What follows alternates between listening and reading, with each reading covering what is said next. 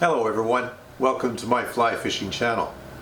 On a recent episode of On the Water, I described how I was trolling around a leech in order to have some success on my home lake. When I got home, I realized I hadn't demonstrated how to tie that fly on my channel yet.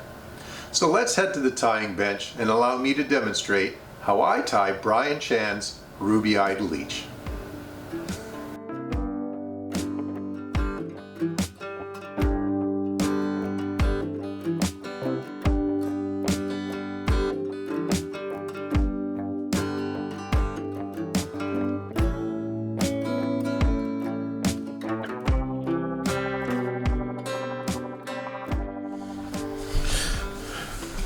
Okay everybody, into my vise I've got a number 8 3x long streamer hook. To that I've added a 1/8 inch cone head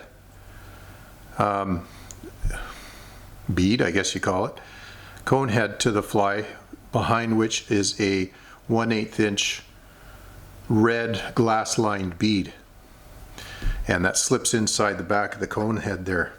I'm coming in with some 70 denier black tying thread, and we're going to just attach that, get that begun right behind the bead there.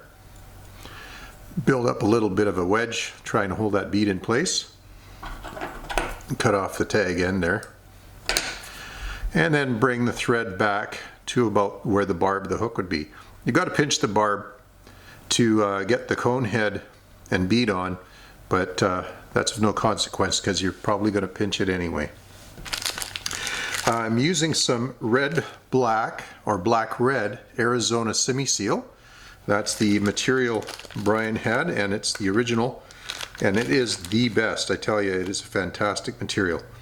Now what we're going to do is we're going to take a fairly small tuft of it, and we're going to try to sort of stack it like hairs to make a tail, and pull it and stack it so that you get the long fibers all running lengthwise rather than all higgledy-piggledy.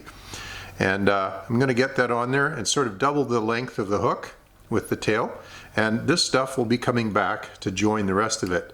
Just a couple of wraps to hold it in place there, then fold that back and have it join the rest of that tail back there by wrapping over it to bind it together.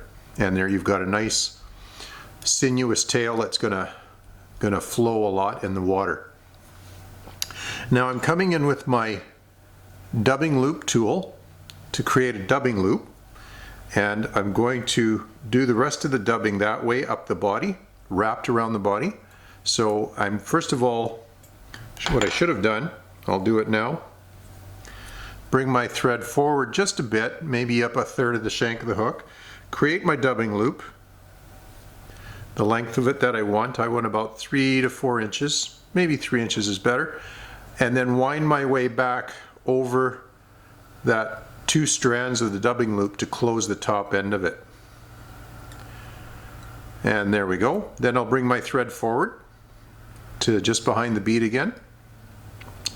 Now as I'm adding dubbing in here, I'm adding really small tufts of it into the dubbing loop between the 2 strands of the dubbing loop tool, and bringing it up to first bunch up to the hook, add a next bunch nice and sparse just behind that. Takes a little time, take your time to do it. You don't want too much because you can brush it out. You don't want it clumpy. A leech is many things, but it is not a clumpy creature. And so we'll get another bunch in there just behind there, and one final one just right near the end of the dubbing loop. There. Now what I'll do is I'll twist that dubbing loop to bind those fibers in there. You can see those fibers getting bound in there as I'm twisting it up. Now if it does appear a bit clumpy, I take a normal toothbrush, not one I'm using or that my wife is using, just one that's spare from the past, and I just brush those clumps out a little bit and then wind up a little bit more so I get a nice noodle of dubbing. I'm going to bring that dubbing noodle forward, starting at the back here, just in front of the tail, get some of it started, and wind that over the shank of the hook. There's a nice long fibers in this Arizona semi seal, so you're going to be able to work it once you've got it in there. And we get that whole shank of the hook covered up. And what I like to do right when I get to the front of the hook is I like to put a bit of a bunch in behind that bead right in there, just to make sure that bead gets held in place. And when I get to about 1/2 inch left, that's when I tie off. And just 3 loops around there behind the bead, and I'm good to cut off that dubbing loop.